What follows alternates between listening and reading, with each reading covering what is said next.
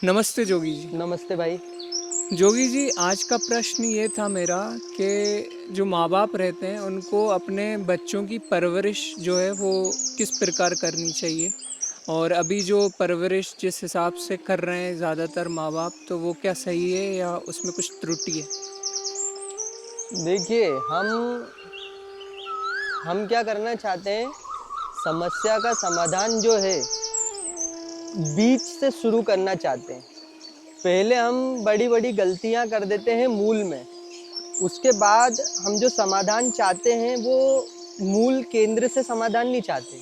हम चाहते हैं कि बीच से ही कोई समाधान निकल के आ जाए और बीच से ही चीज़ें ठीक हो जाएँ। लेकिन ऐसा नहीं हो सकता ना। गलती अगर मूल से हुई है, केंद्र से हुई है, तो ठीक वहीं से करना ज़रूरी है। अब यहाँ मूल में गलती क्या हुई है, केंद्र में गलती क्या हुई है, मैं वो थोड़ा-सा बताने की कोशिश करता हूँ आपको कि जैसे आपने बोला माँ-बाप बच्चों की परवरिश कैसे करें, तो मैं तो ये कहना चाहूँगा कि अगर अभी उन्हें पता ही नहीं है कि बच्चों की परवरिश कैसे करें या किसी और से पूछना पड़ रहा है या कहीं से जानने की ज़रूरत पड़ रही है, सीखना पड़ रहा है, तो उन्होंने बच्चे ही क्यों करें, सबसे पहला बड़ा और पहला प्रश्न मेरा ये रहेगा।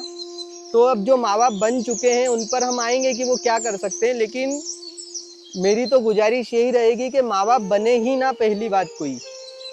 माँ-बाप तभी बने जब वो उसके काबिल हो जाए।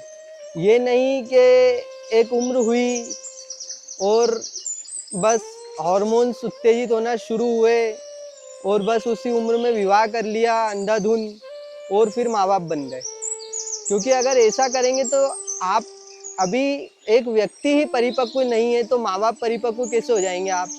आप अभी एक इंसान के रूप में ही कच्चे हैं, मूर्ख हैं, नासमझ हैं, आप अभी खुद ही बच्चे हैं। तो अब वो ये ऐसी बात है कि मान लो एक बच्चे को आप पिता बना दो, तो क्या करेगा वो? सोचो आप, कितनी खतरनाक भयावह स्थिति हो जाएगी, अगर वो बच्चा पिता बन जाए।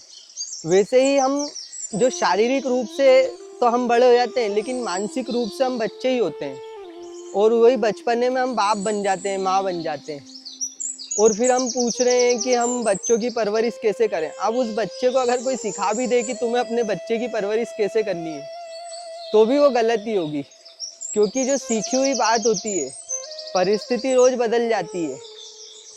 हर समय नया निर्णय लेने की आवश्यकता पड़ती है। ये कोई एक रोड मैप नहीं है कि आपको दे दिया और आप उस पे चलते चले जाएँ।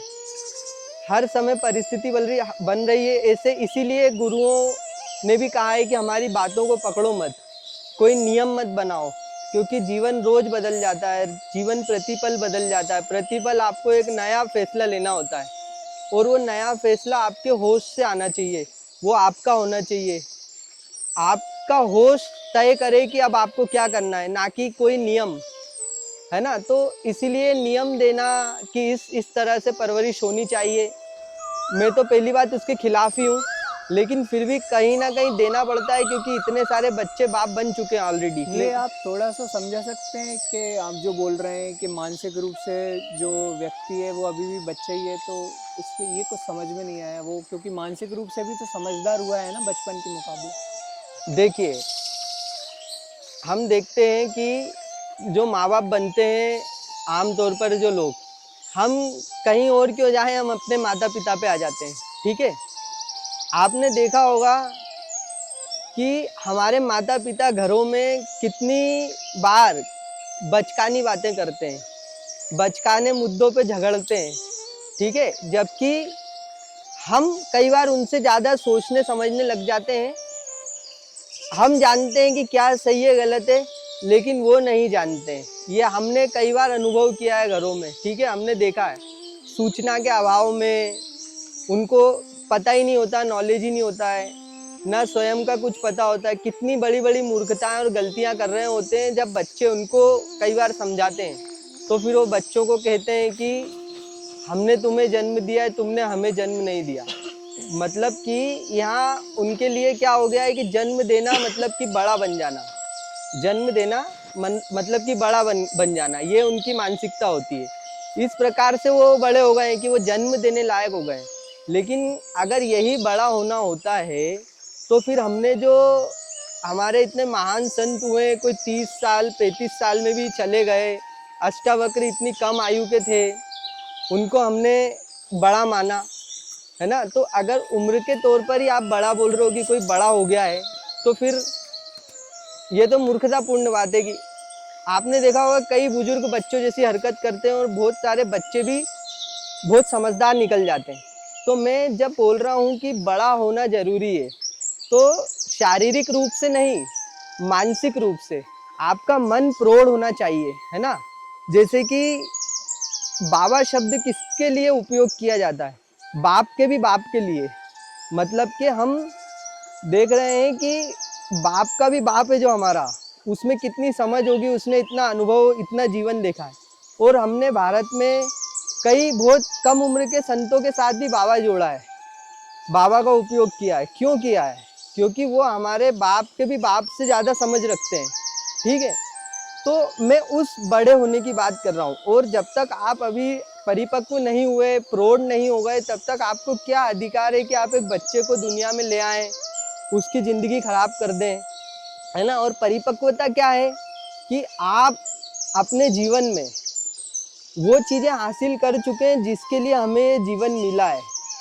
आप आप अकेले जीवन व्यतीत कर सकते हैं इस दुनिया में, कहीं भी खुश रह सकते हैं। आप निर्भर नहीं हैं, आप मुक्त हैं, आप आनंद में हैं, आप मूर्खतापूर्ण हरकतें नहीं करते हैं। कहीं भी जा रहे हैं तो कहीं भी फिसल गए, किसी भी चीज़ को देख करके लालायित हो गए, आपके अंदर लालच है, डर है, घृणा है, बहुत सारी वृत्तियां आप पे ही अभी हावी हुई पड़ी हैं जिनसे आप ही को अभी लड़ना है। तो अभी आप बिल्कुल भी प्रौढ़ नहीं हो, ना परिपक्व है ना।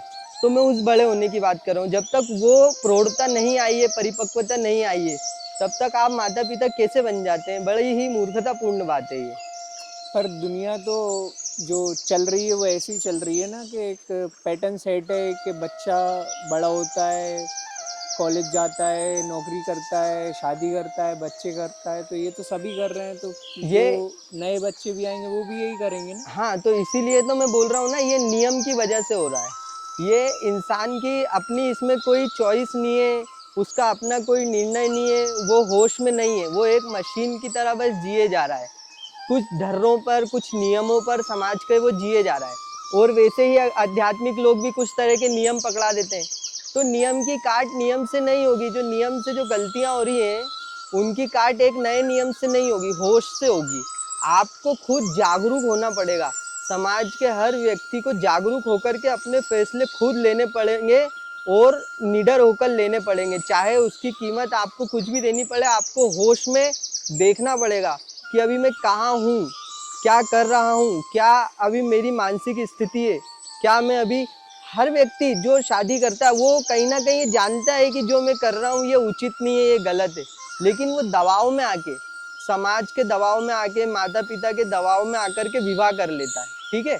और शारीरिक वृत्तियों के दबाव में आके, क्योंकि शरीर कुछ डिमांड कर रहा है, संभोग चाहिए उसे, तो ये सब चीज़ें मिलती हैं और वो विवाह कर लेता है। जबकि वो अपनी समझदारी से, अपने होश से ये जानता है कि नहीं, ये जो मैं कर रहा हूँ ना ये गलत है और ये कहीं नहीं पहुँचाएगा। और उसने बहुत लोगों के उदाहरण भी देखे, फिर भी वो ऐसी गलतियाँ करता है।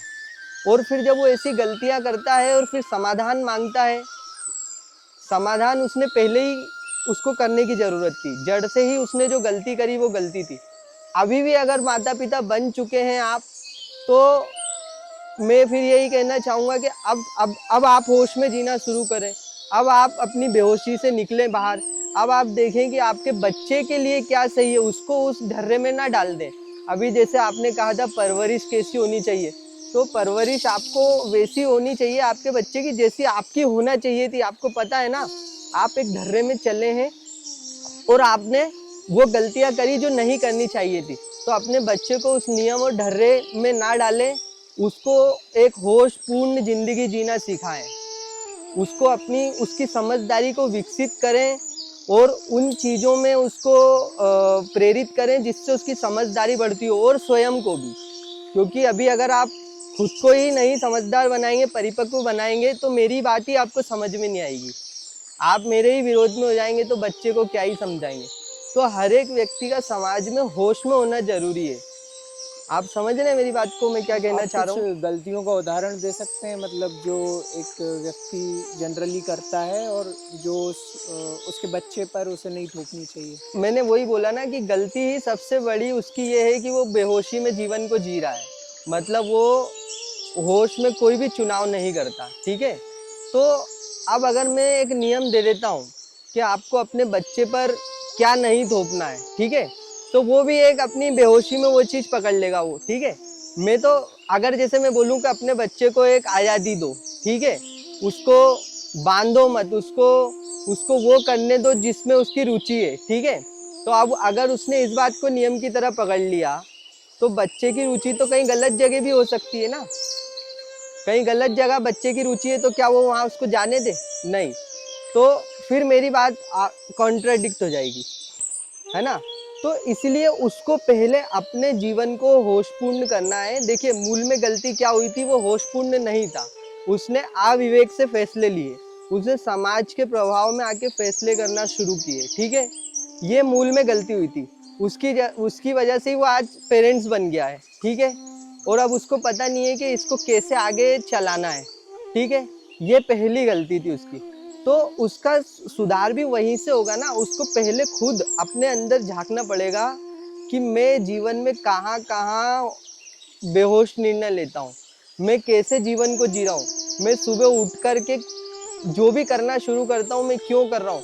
हर एक बात पे उसको अपने आप से प्रश्न करना पड़ेगा कि ये काम आखिर में क्यों कर रहा हूँ और ये करना क्यों जरूरी है, इसका क्या परिणाम होगा और उस परिणाम से मुझे क्या मिलेगा और वास्तव में मुझे क्या चाहिए।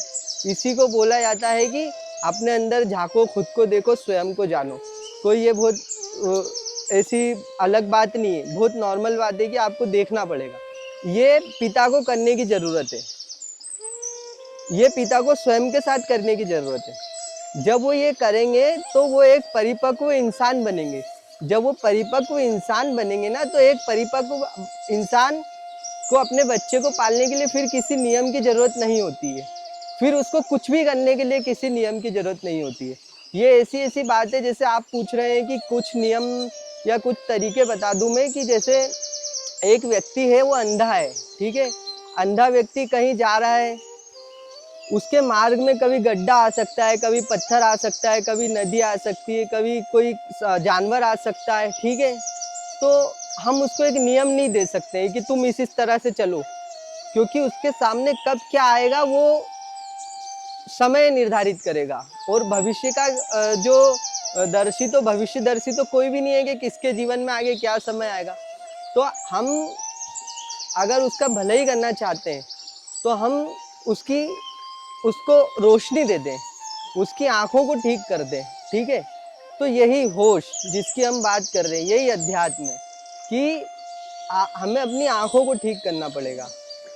हमें नियम बहुतों ने दिए हैं। आप अगर यूट्यूब पे ही सर्च करेंगे कि पेरेंटिंग के नियम, कैसे पेरेंटिंग करें, कैसे बच्चों को पालें, तो 1000 वीडियो आपको मिल जाएंगे। अलग अलग लोगों ने इस पर कोर्स बनाए हुए, तो वो भी एक तरह का नियम हो गया। ठीक है, और वो जो नियम दे रहे हैं वो खुद भी बेहोश है, तो जो नियम देगा वो भी बेहोश है, वो खुद भी बेहोश है। इसीलिए वो नियम का इतना पक्षपाती, नियम ही बंधन है।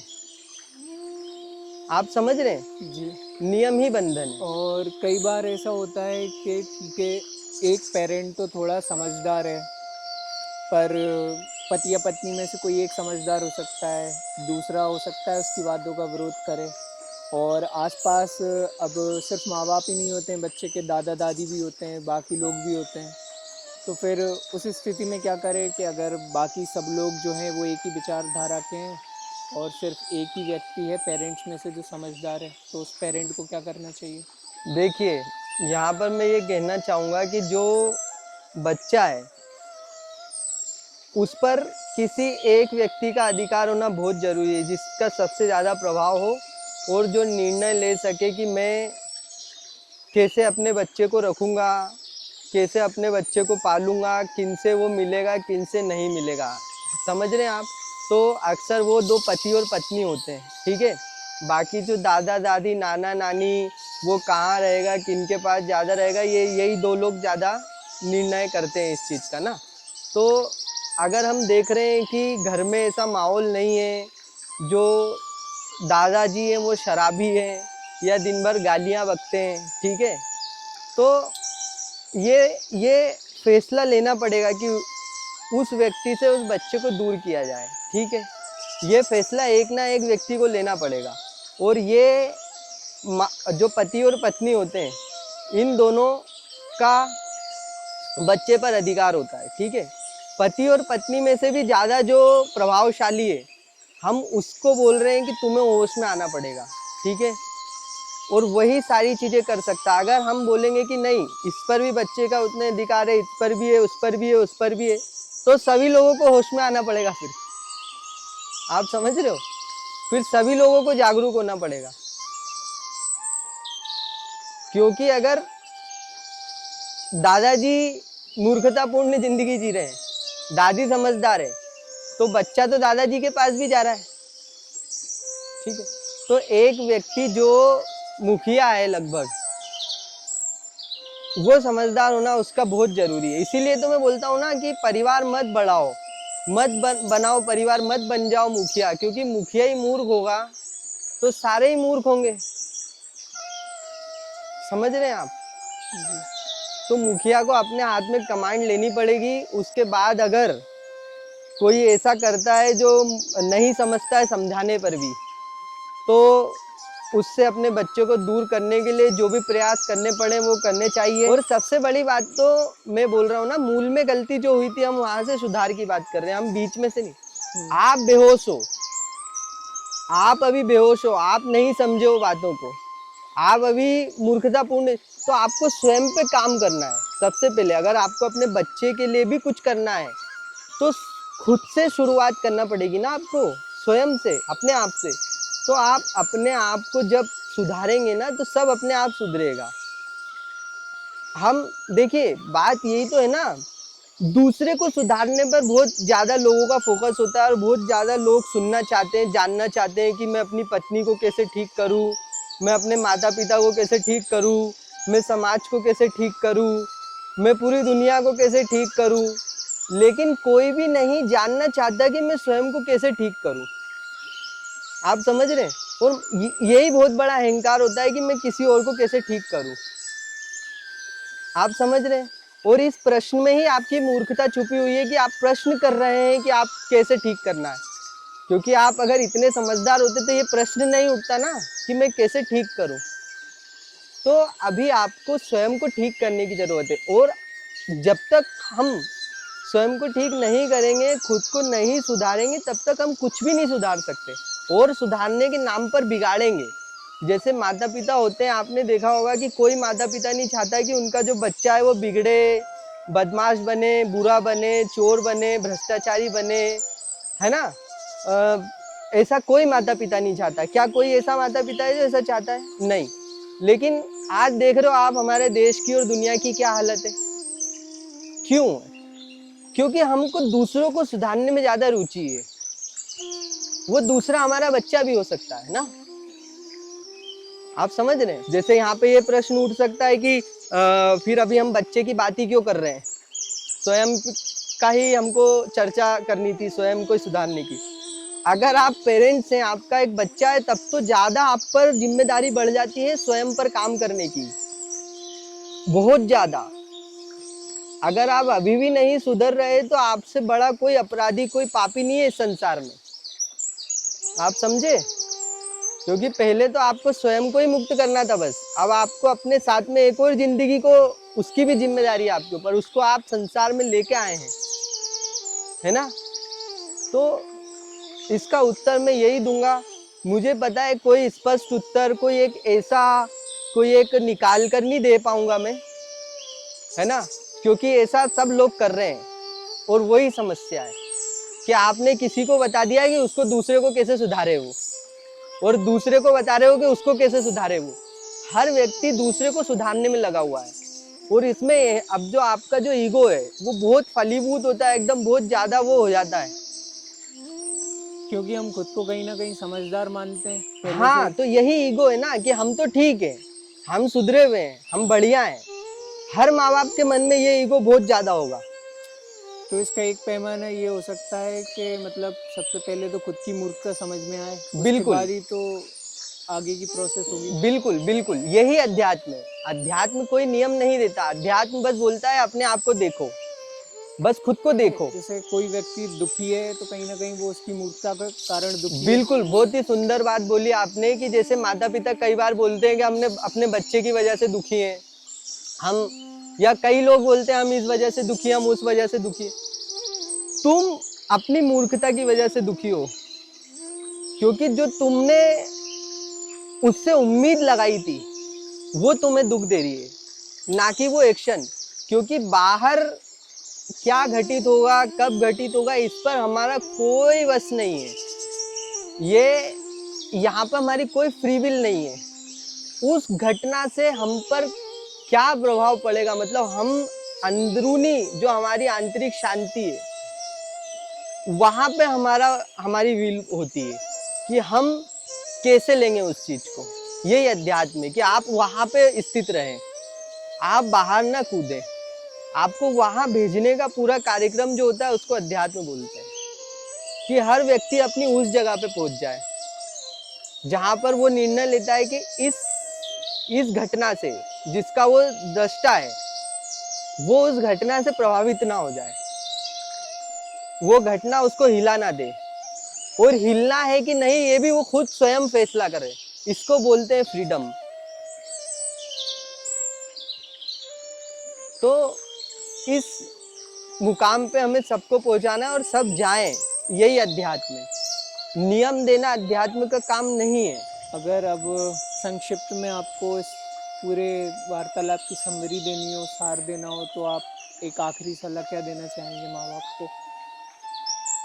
माँ बाप को नहीं, मैं इंसान मात्र को ये सलाह देना चाहूँगा कि अगर सुधार करना है तो पहले खुद से शुरुआत करें, तभी चीज़ें सही होगी। जैसे निसर्गदत्त महाराज जी ने कहा है कि अगर आपको दुनिया में सबसे ऊंचा काम कुछ करना है, दुनिया का आप जो सबसे ज़्यादा भले से भला कर सकते हैं, वो ये है कि आप स्वयं को जान लें। स्वयं को जानने से मतलब अपने आप को देखना सीख लें, अपनी गलतियों को पहचानना सीख लें। तो जब अपने आप को आप देखते हैं तो अपने आप में सुधार आने शुरू हो जाते हैं। तो इतना ही मैं कहना चाहूँगा, और यही बात मेरे हर वीडियो का सार होगी। आगे आने वाले समय में हजारों वीडियो बनाएंगे हम, उनका यही सार होगा। जिसको इस वीडियो में बात समझ में नहीं आई उसको किसी में समझ में नहीं आएगी, है ना। क्योंकि इसी बात को घुमा फिरा के तोड़ मड़ोड़ के जैसे जिसको बताई जा सके, यही हमारा पूरा उद्देश्य है। इसमें एक उदाहरण और दे देता हूँ मैं कि देखिए, एक पुतला है मान लो, ठीक है, जो पूरी तरह से विष्ठा से बना हुआ है। विष्ठा माने मलमूत्र, ठीक, मलमूत्र से बना हुआ एक पुतला है, ठीक है। अब वो देख रहा है कि आसपास से जो है कि बहुत दुर्गंध आ रही है, ठीक है। क्या आ रही है? दुर्गंध आ रही है आसपास से बहुत। अब वो आसपास की सफाई में लगा हुआ है, खूब साफ कर रहा है, चीजों को साफ कर रहा है ना, एकदम लोगों को नहला रहा है, ठीक है, वस्तुओं को साफ कर रहा है, हर चीज को सफाई में लगा हुआ है। खूब सफाई अभियान चलाया हुआ उसने पूरी दुनिया में, ठीक है।